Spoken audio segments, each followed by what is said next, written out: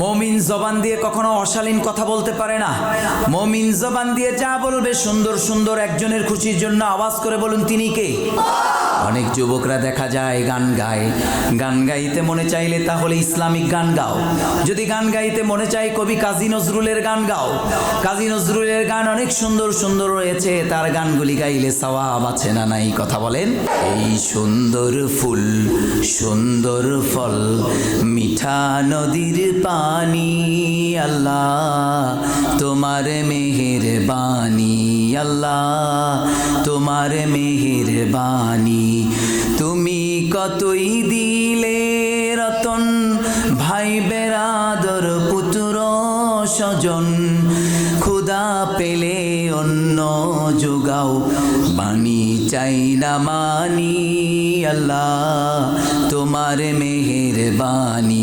এই সুন্দর ফুল সুন্দর ফল মিঠা নদীর পানি, আল্লাহ তোমার মেহেরবানি। আলহামদুলিল্লাহ। এজন্য মুমিন কখনো কোনো মানুষকে জবান দিয়ে গালি দিতে পারে না।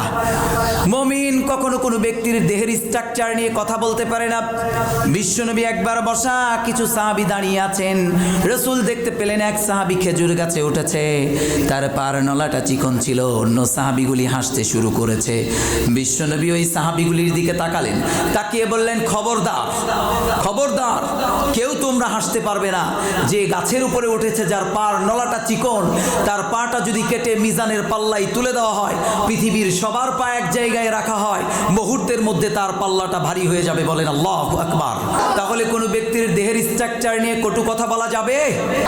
এরপরে আল্লাহ বললেন, মুমিনদের একটা বদখাসলত হলো ওয়ালা তালমিজু আনফুসাকুম। মুমিনরা মানুষের দোষ তালাশ করে।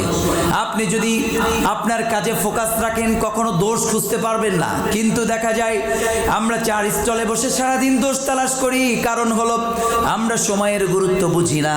আল্লাহ বললেন ওয়ালা তাজাসসু, গোয়েন্দাগিরি করো না। কিন্তু অনেক মুসল্লি পাওয়া যায়, মসজিদে আসে, নামাজ পড়ে, কিন্তু দেখা যায় গোপন দোষ মুসল্লিদের খুঁজে বের করে, আছে না নাই? কিন্তু যারা দোষ তালাশ করে তাদের ব্যাপারে মুহাম্মদ সাল্লাল্লাহু আলাইহি সাল্লাম বলেছেন, কখনো কোনো ব্যক্তির গোপন বিষয় নিয়ে তালাশ করবে। Everyone has a personal space and no one should interfere someone private matter. কোনো ব্যক্তির ব্যক্তিগত দোষ তালাশ করা যাবে